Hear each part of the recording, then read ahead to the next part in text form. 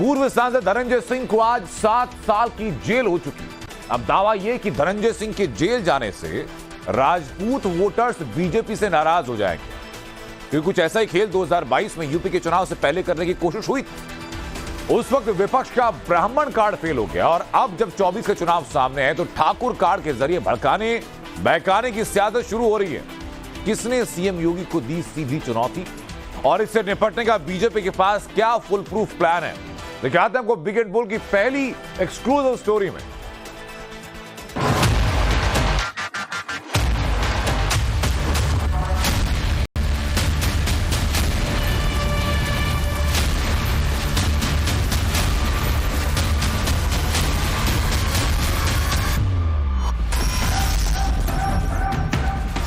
दो टर्म विधायक, एक बार लोकसभा का सांसद रहे धनंजय सिंह को उनके कर्मों की सजा मिल गई।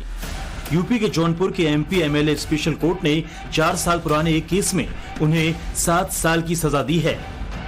50,000 का जुर्माना भी लगा है। सजा का ऐलान ऐसे वक्त में हुआ है जब धनंजय सिंह जौनपुर से एक बार फिर लोकसभा पहुंचने की तैयारी में थे।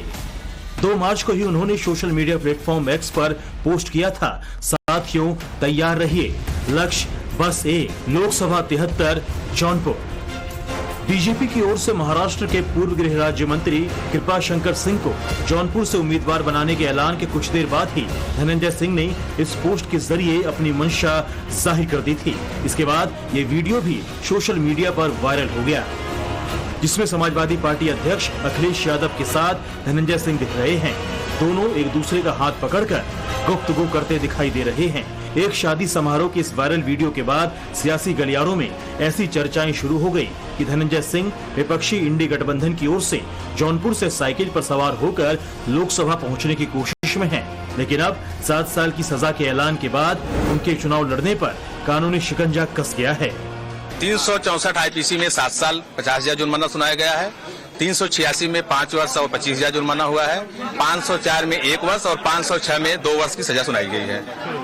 कुल मतलब 7 साल और 50,000 रुपए की 7 साल और 75,000 टोटल जुर्माना हुआ है। अच्छा, इस फैसले के साथ ही जो उनका राजनीतिक करियर है उस पर भी एक तरीके से ग्रहण लग गया। उस पर हमें कोई कमेंट नहीं करना है, क्योंकि माननीय न्यायालय के फैसले के आधार पर उनका राजनीतिक स्टैंड, उसमें हमें नहीं कुछ कहना है। धनंजय सिंह को किस मामले में सजा हुई है, उनके खिलाफ पहले से कितने मामले कोर्ट में पेंडिंग हैं, सब कुछ बताएंगे आगे। पहले सोशल मीडिया पर वायरल इस पोस्ट को देखिए। 5 मार्च को जैसे ही धनंजय सिंह को कोर्ट ने दोषी ठहराया, एक्स पर राजपूत विरोधी भाजपा जौनपुर मांगे Dhananjay, I stand with Dhananjay Singh trend करने लगा। दावा ये किया जाने लगा कि आज से पहले कभी किसी सरकार में इस तरह के ठाकुरों का शोषण नहीं हुआ। जाहिर है चुनावी मौसम है और धनंजय सिंह के नाम पर ठाकुर यानी राजपूत वोटों की फसल काटने वाले खड़े हो गए। साल 2014 के पहले यूपी में ठाकुर समाज का बड़ा तबका कांग्रेस के साथ था। राजपूत समाज ओपिनियन मेकर माना जाता है, वो माहौल बनाने में सक्षम है। और आज की तारीख में देखें तो राजपूत जो समाज है उसका झुकाव कहीं न कहीं बीजेपी की ओर दिख रहा है और इसके पीछे की बड़ी वजह भागीदारी है। सत्ता में जो ठाकुर समाज की जो भागीदारी है वो लगातार बढ़ती जा रही है और खासतौर से बीजेपी के जो नेता हैं वो लगातार ठाकुर राजनेताओं को तवज्जो दे रहे हैं। देश की संसद हो या फिर पंचायत हो, इनकी जो सहभागिता है, जो पैठ है वो लगातार बढ़ती जा रही है और यही कारण है कि जो विपक्ष है वो बीजेपी के इस मजबूत वोट बैंक में धनंजय सिंह के बहाने सेर लगाने की कोशिश कर रहा है। यूपी में राजपूत की आबादी 6 से 7% तक है। जौनपुर, फतेहपुर, प्रतापगढ़, बलिया, गाजीपुर, गाजियाबाद, गौतम बुद्ध नगर, हमीरपुर वो सीट है जहां ठाकुर वोट जीत हार तय करने में निर्णायक हैं। 2019 में इन 8 सीटों में जौनपुर और गाजीपुर बीएसपी के खाते में, जबकि बाकी 6 सीटों पर बीजेपी ने जीत दर्ज की थी। I stand with Dhananjay Singh का समर्थन करने वालों को पहले ये समझ लेना चाहिए कि धनंजय सिंह कौन है, किस आरोप में उन्हें सजा मिली है। यूपी के मुजफ्फरनगर के रहने वाले नमामि गंगे प्रोजेक्ट के मैनेजर अभिनव सिंघल ने थाने में धनंजय सिंह और उनके साथियों के खिलाफ अपहरण, फिरौती और कई अन्य धाराओं में मामला दर्ज कराया था। अभिनव सिंघल का आरोप था कि धनंजय सिंह के साथियों ने उन्हें अगवा कर पूर्व सांसद के घर पे ले गए, जहां धनंजय सिंह ने उन पर पिस्टल तानी और गालियां देते हुए धमकी भी दी। इतना ही नहीं, उनसे रंगदारी की डिमांड भी की। पूर्व सांसद धनंजय सिंह को सजा भले 4 साल पुराने एक मामले में मिली हो, लेकिन उनकी क्राइम कुंडली इससे भी पुरानी है। धनंजय सिंह पर 40 से अधिक केस दर्ज हैं। जौनपुर, लखनऊ और दिल्ली सहित अलग अलग जगहों पर ये मुकदमे हैं। सबसे ज्यादा 19 मुकदमे लखनऊ के ही अलग अलग पुलिस स्टेशन में हैं। इतना ही नहीं, एक पुराने मामले में धनंजय 50,000 के इनामी भी रह चुके हैं। बात 17 अक्टूबर 1998 की है, जब यूपी पुलिस ने मिर्जापुर बॉर्डर पर 4 बदमाशों का एनकाउंटर किया।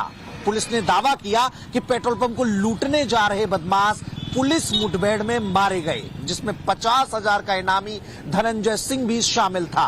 पुलिस की खूब वाहवाही हुई, लेकिन अगले ही दिन पता चला कि पुलिस की गोली से मरने वाला शख्स धनंजय सिंह नहीं था।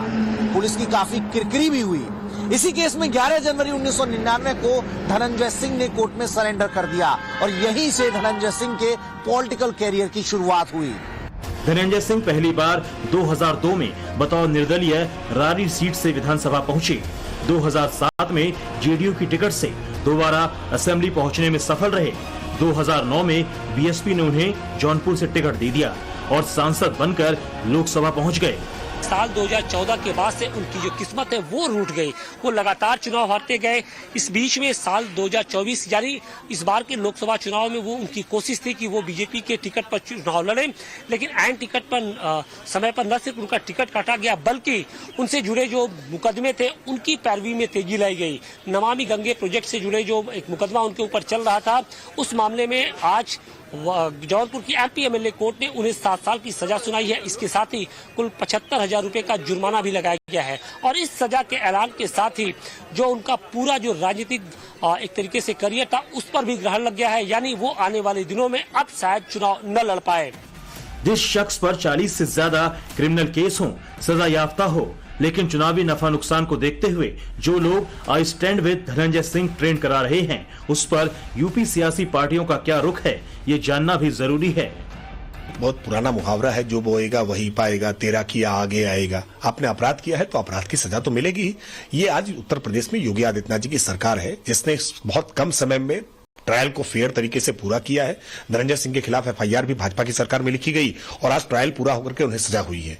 देखिए, किसी भी तरह से कोई माफिया उत्तर प्रदेश में न पनपने पाए, कोई अपराधी किसी तरह से रंगदारी या अपहरण जैसे जो जघन्य अपराध है उसमें लिप्त न रहने पाए, इसके लिए हमारी सरकार ने एक मजबूत शिकंजा कसने का काम किया है और तमाम जो विपक्षी आरोप लगाया करते थे उनकी आज बोलती बंद हो गई है जब धनंजय सिंह को सजा हुई है। भारतीय जनता पार्टी की सरकार में ऐसा कोई वर्ग नहीं, ऐसी कोई जात नहीं है, चाहे वो किसान हो, मजदूर हो, नौजवान हो, गरीब हो, अमीर हो, सांसद हो, जो भी भाजपा के विरोध में है, जिसके भी सुर भाजपा के खिलाफ हैं, उसको मुकदमों का सामना करना पड़ेगा।